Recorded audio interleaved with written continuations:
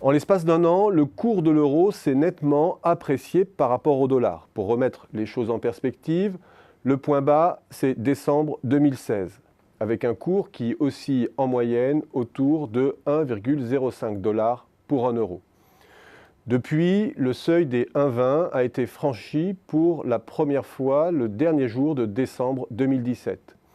Et sur les 20 premiers jours de 2018, la moyenne est de 1,21 $ pour un euro. Bref, depuis son point bas de décembre 2016, l'euro s'est valorisé de 15% par rapport au dollar. Les raisons sont multiples. Il y a d'abord l'allègement des incertitudes politiques côté européen après 2 années de stress terroriste et populiste, plus l'effet de sidération lié au Brexit. Ce cumul a probablement produit un surajustement à la baisse qui tend à s'effacer avec le temps. Et de l'autre côté, les marchés hésitent entre amour et répulsion face à Trump. Il y a ensuite les arguments économiques stricto sensu. La reprise européenne d'abord. Les incertitudes politiques ont voilé une autre tendance forte et généralement favorable à la revalorisation de l'euro. Le fait que la zone euro était en train de recoller aux États-Unis en termes de croissance. L'écart de conjoncture se résorbe et cette phase du cycle booste traditionnellement la monnaie européenne. Il y a ensuite les écarts de taux d'intérêt de part et d'autre de l'Atlantique. Ceux-ci n'ont cessé de s'élargir en faveur des États-Unis depuis février 2013 pour atteindre un paroxysme fin 2017. Les choses tendent néanmoins à se stabiliser et un début de convergence pourrait se dessiner dans les mois à venir.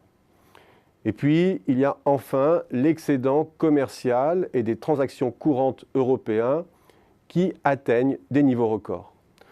Tout cela crée un ensemble de forces convergentes qui accréditent la robustesse du mouvement et probablement son amplification. Il faut bien sûr mettre les choses en perspective.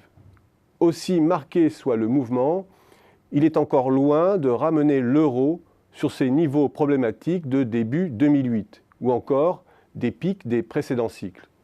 Et à en juger par le taux de change effectif réel qui jauge la valeur de l'euro par rapport à l'ensemble des monnaies avec lesquelles commerce la zone et le corrige de l'effet de l'inflation, le fameux alignement des astres n'est pas complètement mort.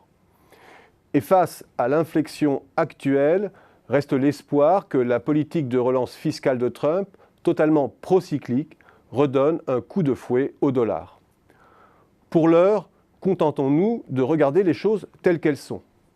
À 1,20, l'industrie allemande reste dans sa zone de confort. L'euro reste en deçà du niveau qui égalise les prix allemands et les prix américains et que l'OCDE estime à 1,28. Mais étonnamment, la France aussi, à en juger par l'OCDE, qui estime ce taux à 1,24 $ pour un euro. Plus étonnant encore, compte tenu de la déflation salariale des pays du Sud, l'Italie pourrait encaisser un taux de 1,39 et l'Espagne de 1,50. Ça, c'est pour la théorie, car pour l'heure, ce que l'on voit, c'est une reprise du mouvement de décrochage des parts de marché à l'exportation hors zone euro côté France.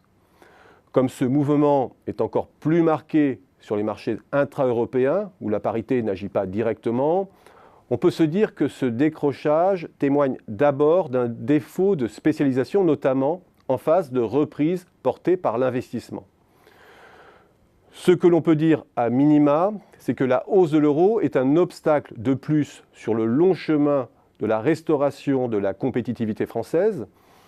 Cette hausse, en l'état, ne compromet pas encore sa reprise, mais la place entraîne du mouvement européen.